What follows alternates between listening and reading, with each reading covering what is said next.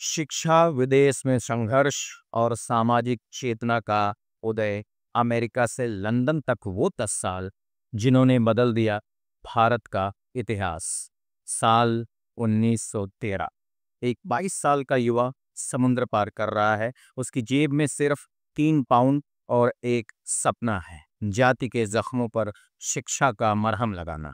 यह डॉक्टर अंबेडकर की वो कहानी जो किताबों में शायद ही कहीं मिलेगी। साल 1907। युवा भीम ने मैट्रिक पास कर लिया, लेकिन एल्फिंस्टन कॉलेज में दाखिला असंभव था।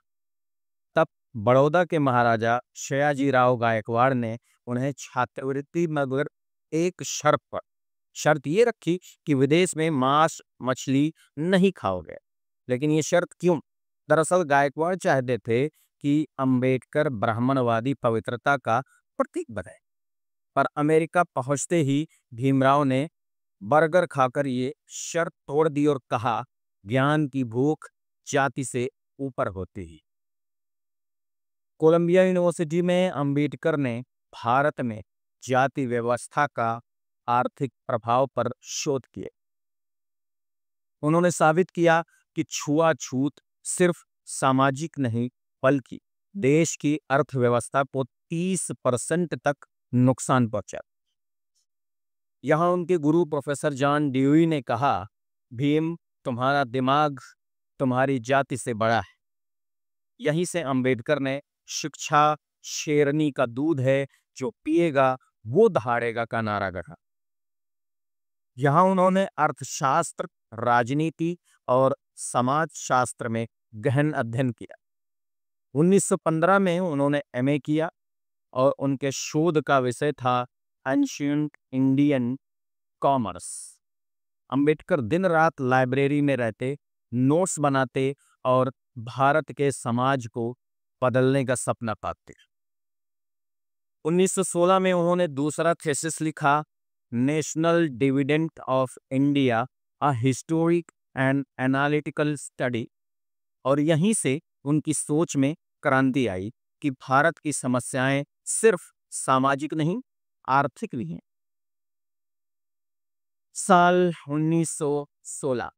लंदन स्कूल ऑफ इकोनॉमिक्स में पढ़ाई के दौरान बड़ौदा सरकार ने फंड रोक दिया जो इनको छात्रवृत्ति देती थी। हॉस्टल के पैसे नहीं बचे। अंबेडकर को एक कमरे में रहकर एक वक्त की रोटी के लिए संघर्ष करना पड़ा। तब वो मजबूरी में भारत लौटे, छोटी नौकरी की तलाश में।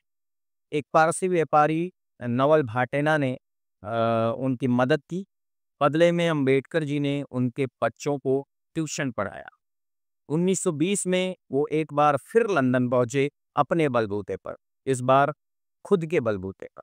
अब उनका मकसद और भी स्पष्ट था, लॉ की डिग्री, साथ ही अर्थशास्त्र में डीएससी यानी डॉक्टर ऑफ साइंस की उपाधि को। ठंडे कमरों में रोटी और चाय के सहारे दिन रात पढ़ते रहे। 1923 में उन्होंने डीएससी की डिग्री हासिल की। ये एक असाधारण उपलब्धि थी, खासकर एक ऐसे व्यक्ति के लिए जिसे समाज ने कभी इंसान तक नहीं समझा। उन्होंने ब्रिटिश संविधान वर्सेस भारतीय जाति व्यवस्था पर एक नोट्स लिखा, जो बाद में भारतीय संविधान की फाउंडेशन बनी, यानी नींव बनी। 1923 में जब अंबेडकर भारत लौटे तो वो सिर्फ एक छात्र नहीं थे, बल्कि एक विचार बन चुके थे। दुनिया की 2 सबसे प्रतिष्ठित यूनिवर्सिटीज से पढ़कर लौटे इस युवक के पास ज्ञान था, दृष्टि थी और एक जुनून अपने लोगों को समानता दिलाने का।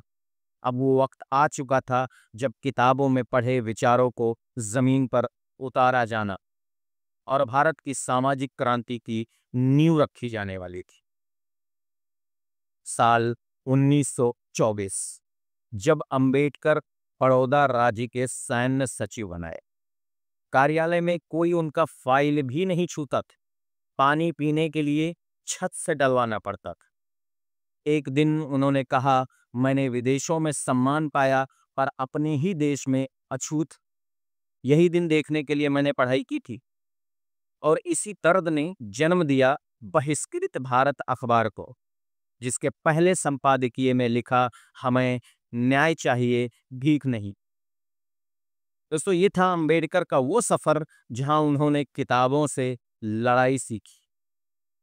अगली एपिसोड में आप जानिए कैसे उन्होंने 1927 में महार सत्याग्रह के दौरान चावदार तालाब का पानी पीकर इतिहास बदल दिया और क्यों ब्राह्मणों ने उस पानी को गंगा जल से शुद्ध करवाया। तो दोस्तों जैसा कि मैंने वादा किया था कि हर फ्राइडे को एक किसी न किसी महानायक की स्टोरी की जाएगी। शुरुआत हमने की डॉक्टर भीमराव अंबेडकर से। ये दूसरा एपिसोड था। आपको कैसा लगा आप हमें कमेंट में ज़रूर बताएं। और ग्लोबल दर्पण को अगर आपने अभी तक सब्सक्राइब नहीं किया है तो प्लीज़ आप अपने पूरे परिवार के साथ इसको सब्सक्राइब कर लें, लाइक और शेयर की आशा के साथ। कल फिर मिलेंगे नई स्टोरी नए इतिहास के साथ। तब तक के लिए अलविदा दोस्तों। जय हिंद।